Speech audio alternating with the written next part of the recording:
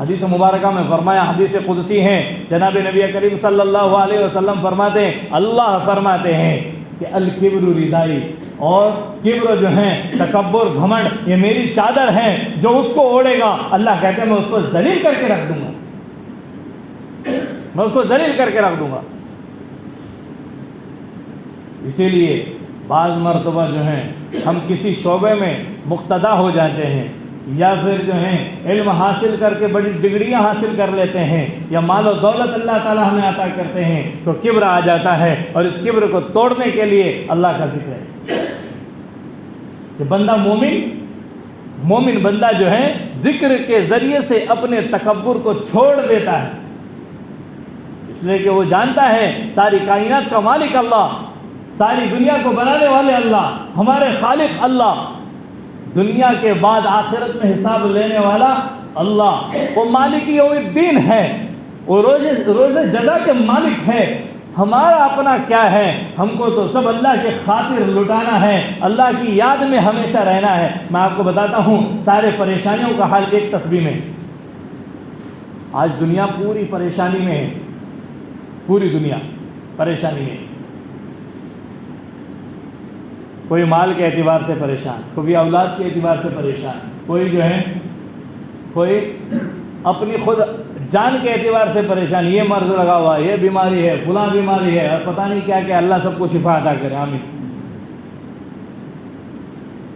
سکون زندگیوں میں نہیں ہے۔ آپ لا الہ الا انت سبحانک انی کنت من الظالمین کی تسبیح پڑھیے، لا حول ولا قوت الا باللہ العلی العظیم کا کثرت سے ذکر کیجیے، اور استغفار کی کثرت کیجیے۔ حدیث مبارکہ میں آتا ہے جو کثرت سے استغفار پڑھ لیتے ہیں اللہ تبارک و تعالیٰ اس کی ساری پریشانیوں کو ایسے دور کرتے ہیں، ایسے اسے رزق عطا کرتے ہیں کہ اسے گمان بھی نہیں ہوتا، خیال بھی نہیں ہوتا۔ مالی اعتبار سے بہت پریشان لوگ ہیں، مالی اعتبار سے، ویسے جن کے پاس ہے وہ بھی پریشان ہے دنیا میں، کیوں کہ مزید آ جائیں۔ حدیث مبارکہ میں فرمایا جناب نبی کریم صلی اللہ علیہ وسلم نے کہ ابن آدم کا پیٹ سوائے مٹی کے اور کوئی چیز نہیں بھرے گا، وَلَن يَمْلَأَ فَاهُ إِلَّا التُّرَابُ وَلَن يَمْلَأَ فَاهُ إِلَّا التُّرَابُ، کہ مٹی کے علاوہ کوئی چیز اس کا پیٹ بھرنے والا نہیں ہے۔ جب انسان مر جائے گا تمام خواہشات دفن ہو جائے گے، خود جو ہے قبر کے گڑھے میں ہم پڑے رہیں گے، اس وقت ہمیں ہو جائے گا کہ اب ساری تمنا آرزویں پوری ہو گئی۔ ایک صحابی آئے جناب نبی کریم صلی اللہ علیہ وسلم کی خدمت اقدس میں، کہا یا رسول اللہ صلی اللہ علیہ وسلم میں بہت پریشان ہوں، حالات کا مقابلہ کرتے کرتے تھک گیا ہوں، مالی اعتبار سے بڑا خسارے میں ہوں، روزمرہ کے فاقوں سے گزر رہا ہوں، کیا کروں سمجھ میں نہیں آتا۔ صحابہ اکرام کی یہ صفت تھی کہ جب بھی کوئی پریشانی لاحق ہوتی تو پہلے حضور کے پاس جاتے مشورہ کرتے، اور پہلے سے کوئی مشورہ حاصل ہوتا تو مسجد نبوی صلی اللہ علیہ وسلم میں جا کر نماز پڑھتے اور پھر اپنے مسائل کو حل کر لیتے۔ ہم نے اپنے کاروبار سے مسائل حل کرنا شروع کر دیا، کہاں سے اللہ کی مدد آئے گی؟ ہم نے توکل اللہ پر چھوڑ دیا، اللہ پہ بھروسہ کرنا چھوڑ دیا۔ توکل بھی مانگنے کی چیز ہے کہ اللہ تیرا یقین ہمیں نصیب فرما۔ ہم کہتے ہیں ہمارے پاس تو ہے، باقی ہے وہ دیکھا جائے گا۔ تو صحابی رسول صلی اللہ علیہ وسلم نے کہا کہ میں کیا کروں، مجھے سمجھ میں نہیں آتا، میں اتنا عاجز ہوں، پریشان ہوں۔ حضور پاک علیہ السلام نے فرمایا، حضور ایک نسخہ دیتے، ہم بھی علماء کے پاس جائیں، اپنے مسائل لے کر جائیں، ان کا حل مانگے، قرآن اور حدیث سے اس کا حل مانگے، شریعت سے اس کا حل مانگے۔ اللہ کے حبیب علیہ السلام نے یہ بات بتلا کہ انشاءاللہ بات ختم کروں گا۔ حضور اکرم صلی اللہ علیہ وسلم نے فرمایا کہ فرشتوں والی تسبیح نہیں پڑھتے؟ کیا پوچھا؟ فرشتوں والی تسبیح آتی نہیں ہے، پڑھتے نہیں ہیں؟ کہا یا رسول اللہ صلی اللہ علیہ وسلم مجھے معلوم بھی نہیں ہے کون سی فرشتوں والی تسبیح۔ بہت آسان ہے، آپ بھی پڑھیے اور اس کو یاد کیجئے۔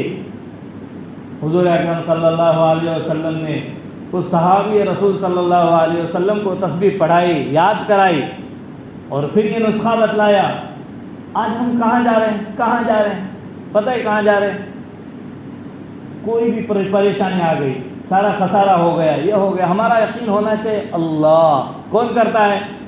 نفع کا مالک اللہ، نقصان کا مالک اللہ، اولاد دینے والے اللہ، بیماری سے شفا نجات دینے والے اللہ۔ ہم کسی بابا کے پاس چلے جاتے ہیں، کسی عامل کے پاس چلے جاتے ہیں، اور علاج تو صحیح سے ہوتا نہیں ہے۔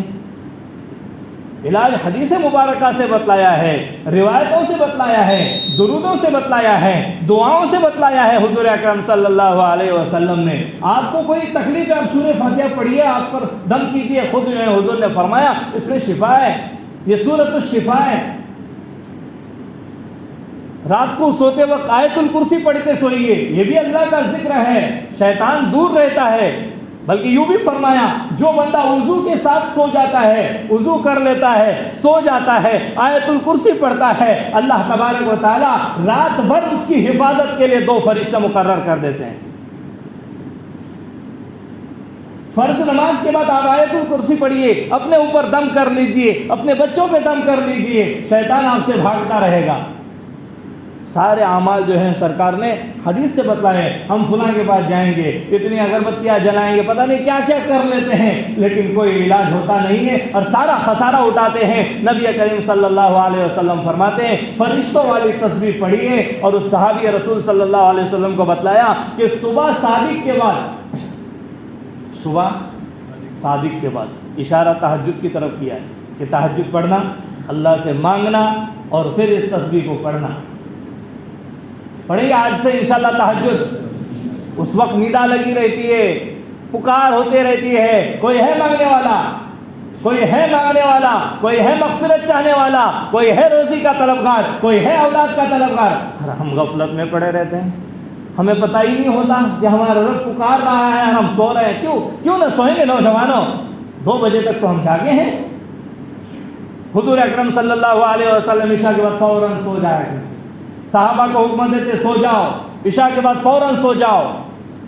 پہلے زمانے کے لوگ مغرب سے پہلے کھانا کھا لیتے، پھر وہ زمانہ آیا کہ مغرب بعد لوگ کھایا کرتے، اب 2 بج رہے ہیں پھر بھی ہم کھا نہیں رہے ہیں۔ تو کیسے جو ہے اللہ کو راضی کر پائیں گے؟ جب اللہ پکارتے ہوتے ہم غفلت کی نیند سوتے رہتے ہیں، اس وقت جو ہے اللہ بھی ہم سے نظر انداز کر دیتے ہیں کہ اس بندے کو جب میری ضرورت نہیں تو مجھے کیا پڑا ہے۔ فرمایا ایک مرتبہ آپ بھی اس دعا کو پڑھ لیجئے اور آج سے معمول بنائیے انشاءاللہ۔ میں نے کئی لوگوں کو بتلایا، انہوں نے کہا کہ جب اس پر ہم نے عمل کیا ہے اللہ کی مدد کو پایا۔ کس کو پایا؟ بر وقت اللہ کی غیبی مدد کو پایا ہے۔ میں آپ کو بتاتے چلوں، پڑھیے ایک مرتبہ حضور اکرم صلی اللہ علیہ وسلم نے فرشتوں والی تسبیح یاد کرائی اور فرمایا کہ صبح صادق کے بعد، کتنے بعد؟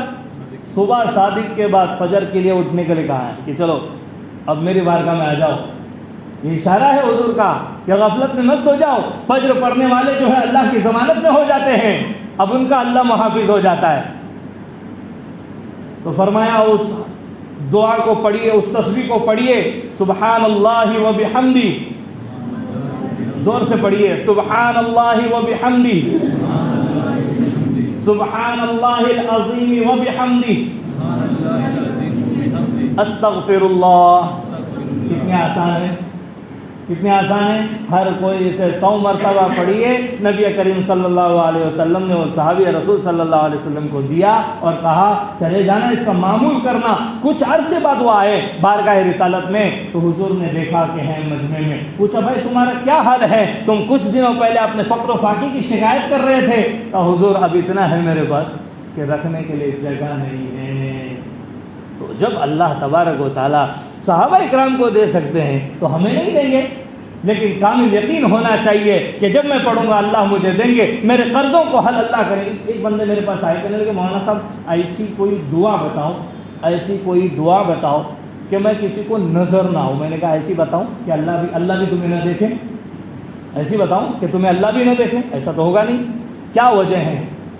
ہاں بہت قرضہ ہو گیا۔ میں نے کہا قرضہ آسانی سے حل ہو سکتا ہے، حضور اکرم صلی اللہ علیہ وسلم نے اس کے لیے بھی دعا مانگنے کا حکم دیا ہے کہ جب قرضہ ہو تو یہ دعا کرو، قرضے کی ادائیگی کے لیے دعا کرو، اور اللہ تبارک و تعالیٰ عطا کرتے ہیں. تو سارے مسئلوں کا حل اللہ تبارک و تعالیٰ نے اپنی یاد میں رکھا ہے، دعاؤں میں رکھا ہے، ذکر میں رکھا ہے، تلاوت میں رکھا ہے، نمازوں میں رکھا ہے، مسجد کی 4 دیواری میں رکھا ہے. تو آج سے انشاءاللہ ہم پابندی کریں گے. اللہ تعالیٰ جو ہے ہمیں عمل کی توفیق عطا فرمائے. وآخر دعوانا الحمدللہ رب العالمین.